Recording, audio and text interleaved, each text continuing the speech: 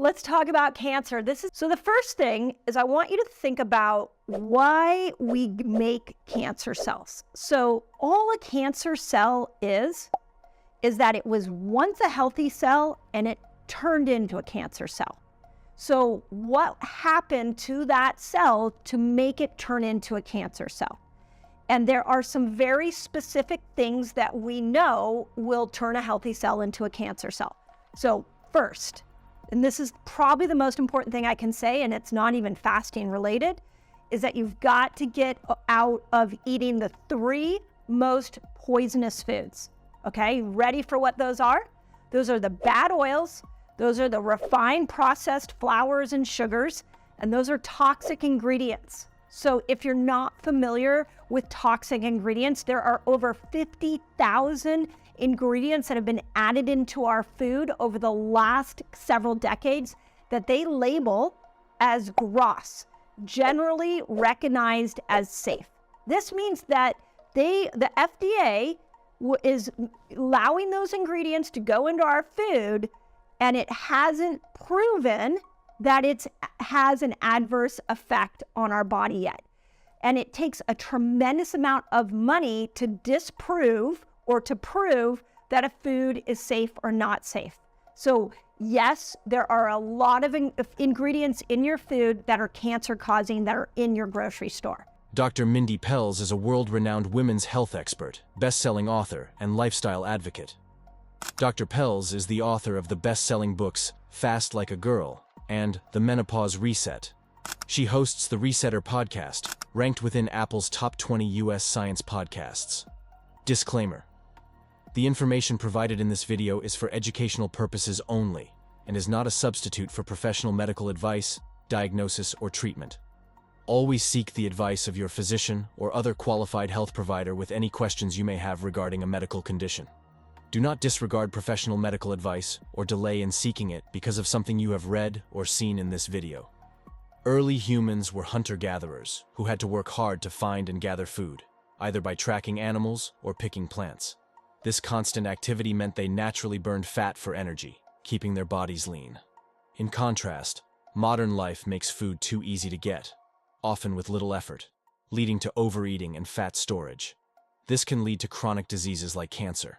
So fat in general. If you have not heard me say this before, I'm going to continue to say this. It is an accumulation of excess. Your body doesn't know what to do with all the excess that's coming at it. So the most logical way of looking at fat throughout your whole body is that there was too much glucose. So you were eating too many sugary foods, too many carbs, too many toxic ingredients. And so all of that, it spiked your glucose and it tried to get that into the cell, but there was a traffic jam. It couldn't get all of that excess into the cell. So what it did is it stored it as fat. This is such a key point because what we tend to do is we look at the fat as being undisciplined, but it's not that. It's that your brilliant body didn't know how to handle all the glucose and insulin. So what it did is it found another place to store it. So think of the fat that you don't like on your body as like a pantry that your body created for the excess. Okay, so that's number one. Now, when we dive into belly fat, there is actually that is the pantry for 2 very specific things. It is the pantry for excess hormones. So ask any menopausal woman that all of a sudden starts to gain that belly fat. It's that the body's not breaking those hormones down, and mostly it's estrogen. We're going to talk about that here. So it stored all that estrogen in your belly. Or those of us who have been on chronic stress cycles for way too long, your body will store extra cortisol in belly fat. So when we look at the diet and the exercise plan that we need to burn belly fat specifically, we have to remind ourselves what is stored in fat. And the first 2 things around belly fat are extra estrogen and extra cortisol. Okay, now it doesn't mean that there's not other things that are stored there. So surely, if you're insulin resistant, your body will store extra glucose and insulin there. for sure. The other thing that it stores in belly fat are toxins. This is why diet drinks are actually making you heavier over time, because it's a synthetic chemical in that diet drink that not only spikes your appetite, but also your body doesn't know what to do with that chemical. And if you're drinking it over and over and over again, it goes to storage and it'll store it in the belly. Dr. Mindy Pelz recommends 7 snacks that help to burn fat and fight diseases like cancer. First on our list is fatty fish. Salmon, mackerel, and sardines are the best sources of healthy fats. It may seem strange to eat fatty food when you want to burn fat. The science behind it is simple. Dr. Mindy Pelz explains that these fatty fish are full of omega-3s. You might wonder why omega-3s are so important. These are essential oils found in fatty fish. They are called essential because our bodies can't produce them, and they play a vital role in our health. They help your body burn excess fat, clear out cancer cells, and help your cells regenerate. Fatty fish. Now, what's really cool about fatty fish is it's high in omega-3s. And we need omega-3s, not only for inflammation, but guess what? Those of you that are like, I just want to get rid of the belly fat. Here's a really interesting study that showed that they did 2 groups of adults with identical diets. And the only difference between these 2 groups was they allowed one group to add in omega-3s as a supplement. And what they found was that the group that added in omega-3s as a supplement lost significantly more belly fat than the group that didn't add in omega-3s. We also know that these omega-3 nutrients or fatty acids are precursors for a lot of sex hormones, specifically our good friends, estrogen and progesterone. You need good omega-3s to be able to make those. It's like an ingredient prerequisite for making these powerful hormones that many of us, or we all are, not even many of us, we are all losing as we go through the menopausal years. So adding fish back in, especially fatty fish like salmon. You may also try adding in some things like mackerel is a really good one. I found a long list that I thought was really important to point out, because some of you are like, I don't like salmon, but when we look at mackerel, anchovies, sardines, and herrings, they are all those are real fatty fish. They're real high in omega-3s. And again, bringing that omega-3 load up is going to help not only with the sex hormone production, but it's also going to help with getting you more protein and making sure that you lose weight, especially around the belly. According to a review in Nutrients, one study found that men who consumed fish or fish oil while following a calorie-restricted diet lost more weight, about an extra kilogram, compared to those who did not include these omega-3 sources in their diet. This suggests that omega-3s can provide a helpful boost to weight loss efforts. Dr. Pelz suggests that your fatty fish should be fresh and unprocessed. This is to prevent loading your body with preservatives and to ensure that the nutrients within the fish are still intact. You can get unprocessed fatty fish at your local fish markets, grocery stores, or any trusted online seafood retailers. If you're wondering how to best consume fatty fish, try this amazing recipe. Add broiled tuna or sardine in soft tacos with vegetables and salsa. Broiling gives the fish a beautiful caramelized exterior while keeping the inside tender and moist. If you're in the mood for a snack or appetizer, a quick and nutritious option is to put sardines on toast or crackers, and you will have yourself a simple and delicious snack. Next up is avocado. Okay, second one. It's one of my favorite. We don't think of it as a fruit, but it has a seed, and that is the avocado. There is no doubt if you put avocado with every single meal, it is high in fiber, it has great fat profile, and it will stabilize your blood sugar. And I'll tell you one thing that I love about it is it comes in a little bowl. It's got its own little bowl here. So you can put something inside that to make a really fun meal that you eat from. And it comes with its own little skin, so grab one and take it on the go.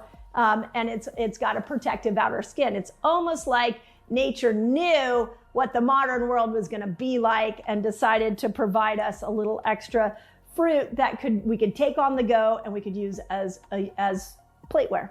So there you go. But what's interesting that I love, beyond the fat content of an avocado, is that it also has a huge anti-inflammatory effect. So I have an avocado every single day, just using it to bring down the inflammation that can occur from the modern world or overuse. And then I like the fat because it stabilizes my blood sugar. Personally, for me, and I've brought this to you all many times, is it's one of my go-to foods for breaking a fast, because you come in with this powerful nutrient, you stabilize blood sugar, and so therefore you don't end up boomeranging back into food. So, Dr. Mindy Pelz loves avocados, especially because they are full of healthy fats that help keep you full longer. This means you're likely to eat less, burn extra fat, and help your body clear out potential cancer cells. The healthy fats in avocado also help control hunger hormones, making it a perfect snack for people trying to lose weight or break a fast. Besides healthy fats, avocado is packed with fiber, which plays a critical role in gut health. Fiber helps your gut remove dead cells and tissues that could contribute to cancer. Additionally, the fiber in avocados supports regular bowel movements, promoting better digestion and reducing bloating. According to a review in the journal Nutrients, a study examined how eating avocados affects weight and body mass index in adults. The research involved over 55,000 participants from health-conscious backgrounds who reported their avocado consumption along with their height and weight. The findings revealed that those who regularly ate avocados were less likely to become overweight or obese compared to non-consumers. Specifically, the risk of gaining weight decreased with higher avocado intake. Want to add avocados to your diet? Start with simple avocado toast. Just mash it up, spread it on whole grain bread, and add chili flakes for a kick. For extra protein, top it with a poached egg. You can also blend avocado into your smoothie for a creamy and healthy start to your day, or toss it into salads to boost flavor and nutrition.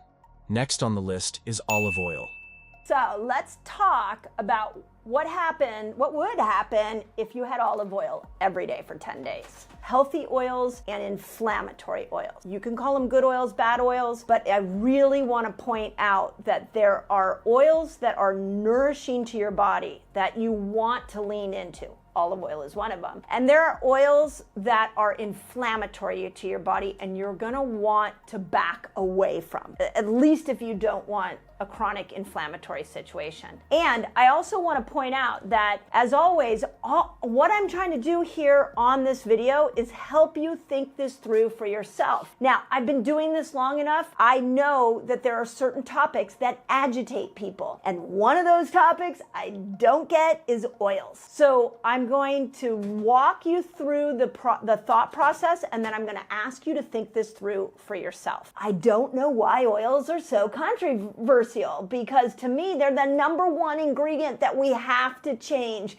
if we want good health. And here's why. When you look at these cells that are in our body, you have about 72 trillion cells. I mean, there's lots of different numbers that have been thrown out. Nobody, I think, has actually gone in and counted every cell. So each cell has a certain characteristic and formula that it is going to thrive on. And here is the formula, and here's the way you want to look at these cells. They are porous. What that means is that you should be able to get nutrients in. On the outside of these cells are receptor sites that are there to grab in vitamins, to grab in minerals, to grab in hormones, so that it can take in all of these nutrients and put it inside the cell. And around the outside of the cell is a barrier. It's like a gate to make sure that only the good comes in, and to make sure that the incredible intelligence inside your body can push the bad out. So that gate is critically important. And that gate is called your cellular membrane. And if your cellular membrane is inflamed, I don't care how many supplements you take. I don't care if your diet is impeccable. If you can't get the nutrients that you are eating and you are taking into the cell, it's of no use to you. So that outer membrane is critical for nutrient acceptance, and toxins are how the body being able to push toxins out of it. And it is a bilipid membrane, and when you eat good fats, you allow nutrients to get in and toxins to get out, and when you eat bad fats, you do the opposite. You inflame that cell, and now nutrients can't get in and toxins can't get out. And that is a chronic disease problem. When you lean into olive oil for 10 days, what happens is that you actually start to nourish this gate. You nourish this membrane, and you make this membrane pliable again. When you are eating unhealthy, inflammatory, bad fats like canola oil, cottonseed oil, corn oil, vegetable oil, man-made oils, you make that gate very, very rigid. When you eat olive oil, when you eat avocado oil, MCT oil, and you really focus on these healthy oils, you make that gate porous again. And everything you're trying to do with your health depends on that outer gate of these cells. So when we start to eat olive oil every single day for 10 days, we are bringing back cellular health. Now, there's a couple of things, I'm going to explain why here in a moment, but there's a couple of things I want you to know about olive oil that's very unique to olive oil. If you decide to heat olive oil up too high, it becomes inflammatory. That's a bummer. It's like it took this healthy oil and it turned it into an inflammatory, unhealthy oil. So a real trick is you don't want to ever let that oil smoke. So you know when you like put an oil on a pan and all of a sudden it heats up and there's some smoke coming off of it? If that was your olive oil that you put on the pan, then you want to make sure that if it smoked, you start over again, because now it's turned to an unhealthy inflammatory oil. Same thing if you're rubbing your turkey. For those of you in the United States, you're rubbing it on your Thanksgiving turkey and you put it in the oven. Most of the time temperatures are too high. They turn that into an inflammatory fat. So how you heat olive oil is really important. According to Dr. Pelz, olive oil provides the best fats to help with weight loss and the body's natural cleanup process, both of which help kill cancer cells. Over the years, several researchers have studied what makes olive oil such a strong part of our diet. One study looked at the special components of olive oil that can help destroy cancer cells and increase fat burning. Olive oil also helps people feel full longer, which can reduce calorie intake and help burn any extra fat in the body. A study published by the European Journal of Clinical Nutrition examined how olive oil helps slow cancer growth in regular consumers. The researchers analyzed data from 22,892 participants over 5 years. They found that consuming about 1 tablespoon of olive oil daily was linked to lower cancer risk. This supports Dr. Pelz's advice to take a tablespoon of olive oil each day. You can find olive oil at local farmers markets or olive mills if you live in areas where olives are grown. The second thing I want you to know about olive oil that's really important is you never want it to go rancid. So rancid means it became a bad oil. So you want to buy, when we buy olive oil in the supermarket, we buy small containers of it because we don't want a big container of olive oil that will turn rancid because we can't use it fast enough.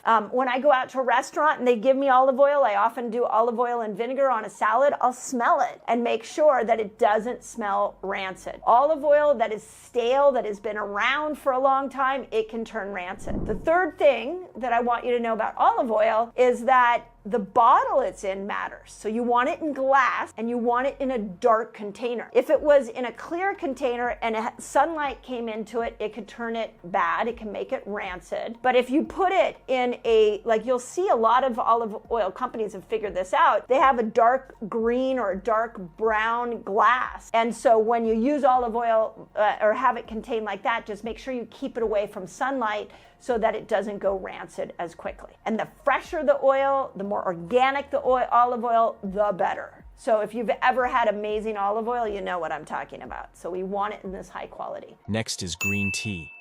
So green tea has, again, we know there's so many different studies done. I mean, hopefully you know by now green tea is considered a health food. It's a great alternative if you don't want to get too much stimulation from coffee. But Nutrient Journal 2019 did a study on the neuroprotective effects of green tea. They also found that it stimulates autophagy in any cell that it was exposed to. It's one of those universal stimulators of autophagy. So super cool. And then bergamot, which Naomi's a big fan of. Bergamot tea was actually done on both a mice study and a human study. So a lot of these studies are mice studies. When we see something in a mouse study, it's awesome, it's exciting, but we'd like to see it in a human study. That would be more definitive. And they found that bergamot oil, so like an essential oil, created autophagy in human neuroblastomas, cancer again. So this is nerve tissue, these are tumors in cancer. So, and that was done in 2014. Green tea is a super simple snack that you can drink daily. Dr. Mindy Pelz talks about the great benefits of green tea because it is a strong antioxidant that helps in autophagy. Autophagy is a process where your body cleans up damaged cells. If these damaged cells stay in the body, they can eventually turn into cancer cells.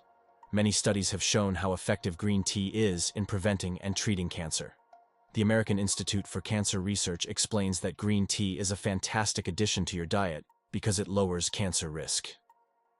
This amazing effect mainly comes from natural compounds in green tea, especially one called EGCG. EGCG appears to target cancer stem cells, which are responsible for cancer growth and spread, making green tea a powerful tool for preventing and treating cancer. It's incredible how something as simple as a cup of green tea could be so good for our health. Cacao is another snack that's great for autophagy, but there's a catch. Dr. Pelz recommends the purest source of cacao, where cacao is the first ingredient, not chocolate filled with sugar. Cacao, which is chocolate. So there are a lot of different ways to get cacao into your diet, get chocolate into your diet. The study or the conversation that Naomi and I had was around the Mars company, and that the Mars company actually went in and did research on what chocolate does for autophagy. Now, that doesn't mean you go out and eat a Mars bar. I would prefer that you would go after clean cacao sources. So a couple different things that you can look for when you're buying chocolate. You can look for the word cacao. So this was actually drinking chocolate, organic drinking chocolate that I found at my local farmer's market. And the number one ingredient is cacao. So number one. Number two is cacao butter. So great solution. Here is a cacao that a friend recommended that you can put into your coffee. Or you could just dive into chocolate, but when you do chocolate, you want to really go after the really extremely dark. So this is the darker, the more chocolate in there, the more cacao.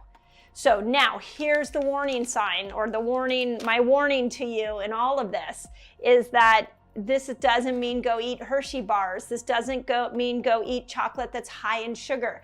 You still want to play by some of the keto rules like stevia and erythritol, and really not you leaning on the more sugary things. So cacao is great. Cacao butter is awesome because there's no sugar into it or stevia in it. Just make sure you're not doing everyday cacao with sugar. That would not be a great way to prevent disease and extend your life. Okay, now the study done on cacao, just for you guys that are research hounds, was done through the Journal of Agricultural Food Chemistry in 2009, and it was done on liver cells. And so they found that when they gave cacao to these liver cells, that it stimulated autophagy. Super cool, right? So we love that. We love cacao. So Cacao is full of antioxidants, which help kill and remove cancer cells, supporting your body's detox process. Several studies have looked at the health benefits of cacao. According to a review in the journal Diseases, cocoa and its natural compounds, known as flavonoids, may help prevent colon cancer. One study found that adding a cocoa flavanol called catechin to the diet of mice prone to intestinal tumors significantly reduced tumor formation. This effect is thought to be due to catechin's ability to alter cell survival and growth in the intestines, potentially preventing early cancer development. These findings suggest that adding high-quality, unprocessed cacao to your diet can have both protective and health benefits.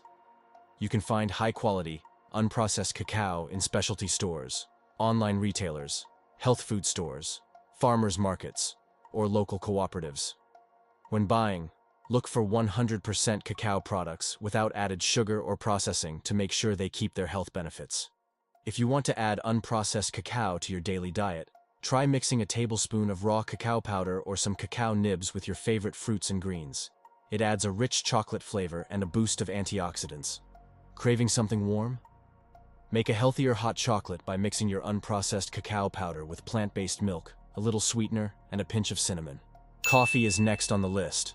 There's no better drink that can boost your immune system, help you burn fat, and stimulate autophagy like coffee.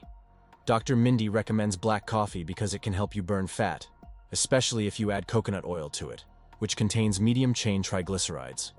This combination pushes your body into a fast fat-burning mode, making it easier to lose weight. Besides helping you burn fat, coffee also has great cancer-fighting properties. Many studies have shown this. Coffee. Okay, now I'm going to give you some warning on coffee because not all coffee, just like chocolate, not all coffee is made equal. But let me start off by telling you that they did a study out of Cell Cycle in 2014, and they found that 1 to 4 hours after you drank coffee, they noticed an increase in autophagy in the liver, in muscle tissue, and in your heart, tissue. So that's pretty cool as well. Here are my recommendations for coffee. They need to be organic. So we know pesticides is going to create more cell death. It's going to create more toxins in cells. The other big issue we have with coffee is that it can often have a lot of mold. Dave Asprey brought this to our attention with bulletproof coffee. So you want to make sure it's organic and you want to make sure it's mold-free. Otherwise, you're trying to stimulate autophagy, but you're adding toxins in. Doesn't really make sense to me. According to a review in the journal International Journal of Molecular Sciences, drinking coffee may have significant benefits for cancer patients. The review notes that individuals who consume at least 4 cups of coffee daily tend to have better survival rates, showing a reduced risk of dying from cancer and a lower chance of cancer progression. This suggests that coffee could be helpful in cancer treatment, with both regular and decaffeinated coffee providing these benefits. Regular coffee consumption may therefore contribute significantly to long-term health and well-being. Like coffee, turmeric is another important source of antioxidants. You can drink turmeric with juice, or add it to stir-fries. But for the best benefits, Dr. Pelz emphasizes combining it with black pepper. Is curcumin. Now, I know a lot of you guys know this, but curcumin is that really magical component of turmeric. There's also a lot of different ways that you can get curcumin into your diet. You can sprinkle it on your food. So we always buy our spices organic, so you can sprinkle it on your food. We like to actually get the turmeric root at our local Whole Foods, and we like to juice it and put it in a juicer and just drink it with a green juice. It's a little woody tasting, but it can be, and you can also cut it up and put it into stir fries as well, but that is a wonderful way to get a big dose of curcumin. And then you can see that we love this bottle because it's almost empty. This is a lemon turmeric salad dressing with the right oils that was put out by Primal Kitchen. So I love Primal Kitchen salad dressings. If you're not using them, they have all the right oils. But I immediately saw this on the shelf and I was like, turmeric, okay. I'm always looking for ways to increase turmeric into my family's diet. So the research done on turmeric is showing that it increases autophagy in pancreatic cells. They also did a study, that was a study done in 2017. They also did a study in 2019 on tick-borne disease and found that curcumin inhibited the proliferation of the disease by stimulating apoptosis, which is cell death, and by stimulating autophagy in other cells, which cleans the cell up. So those of you, when I saw that, a tick-borne disease, I thought Lyme immediately. Well, gosh, if you had Lyme, wouldn't it make sense to increase turmeric into your diet? The other thing that many of you know is that if you put turmeric with black pepper, it goes into the cell at a deeper level, okay? So that's curcumin.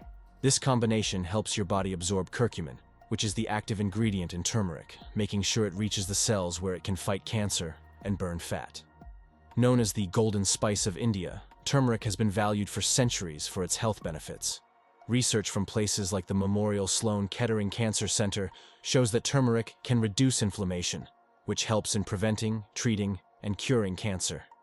The National Cancer Institute has also studied curcumin's cancer-fighting effects, especially related to its long use in traditional Asian medicine. Many other studies have shown that curcumin can stop cancer cell growth by blocking the pathways they need to survive. If you're looking for ways to take turmeric, you can try drinking it with juice or adding it to stir-fries. If what you're looking to get healthy without breaking the bank, just follow Dr. Mindy Pelz's dietary instructions. Incorporating these powerful snacks into your daily diet can significantly enhance your health by preventing chronic diseases and ensuring longevity.